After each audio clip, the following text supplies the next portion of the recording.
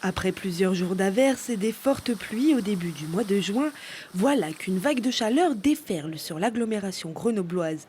Et quand il fait chaud, chacun adapte son quotidien. Je bois plus d'eau, évidemment. Je me douche un peu plus frais. Je prends des douches plus froides. Et surtout, j'essaye de ne pas sortir. Donc là, là, c'est l'après-midi. Normalement, je ne sors pas l'après-midi. Je sors que plutôt en fin de journée, quand il commence à faire moins chaud. Oui, prendre des douches froides, manger des glaces. Je sais pas, plus rester posé à rien faire longtemps sur l'herbe parce que ça tient plus frais. Déjà, je bois régulièrement de l'eau, bien sûr froide. Et aussi, j'essaie de prendre une douche 2-3 fois par jour. Et certaines sont des fausses bonnes idées. Alors oui, il faut s'hydrater plus, mais pas trop non plus, car boire en excès peut provoquer des œdèmes et avoir d'autres conséquences néfastes. Pareil pour la douche, se mouiller c'est bien, mais avec de l'eau trop froide, non, pour éviter le choc thermique. En tout cas, si chacun sa technique pour supporter la chaleur, chacun l'apprécie aussi à sa manière. Alors moi, je suis quelqu'un qui adore le soleil et la chaleur. Du coup, en soi, la canicule et les hautes températures, ça ne me dérange pas. C'est vraiment un peu fatigant déjà, souffrir dans la chaleur et tout. Mais on essaie de s'habituer. Quand même, quand ils disent dans les infos que ça va être un été hyper chaud. Donc à la maison, j'ai pris un ventilateur et tout pour déjà ne plus souffrir la nuit.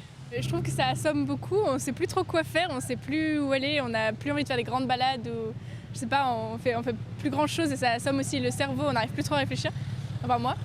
Et puis on cherche un peu les piscines désespérément, la copine qui a la piscine. On ne peut pas encore parler de canicule, mais de pic de chaleur.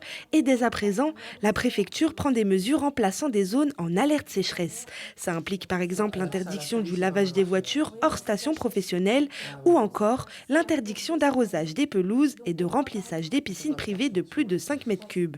Et si ce n'est pas encore le cas à Grenoble, ça l'est à Vienne et Chaunas-Lamballan. Mais en 2020, pour une fin juin, si les températures ressenties ont pu monter à 40, en réalité, elles n'ont pas dépassé les 34 degrés en agglomération grenobloise. Le record à battre reste donc le 22 juin 2003 et c'est 37 degrés. Alors on va dire que c'est plus ou moins de saison les vagues de chaleur. On a toujours eu en cette fin de juin des jours où il a fait très chaud. Le nombre de jours supérieur à 30 degrés. On a déjà eu par exemple en 1976 jusqu'à 10 jours supérieurs à 30 degrés fin juin. On a déjà eu en 2005, en 2003. C'est un peu la variabilité intrinsèque du climat dans la région.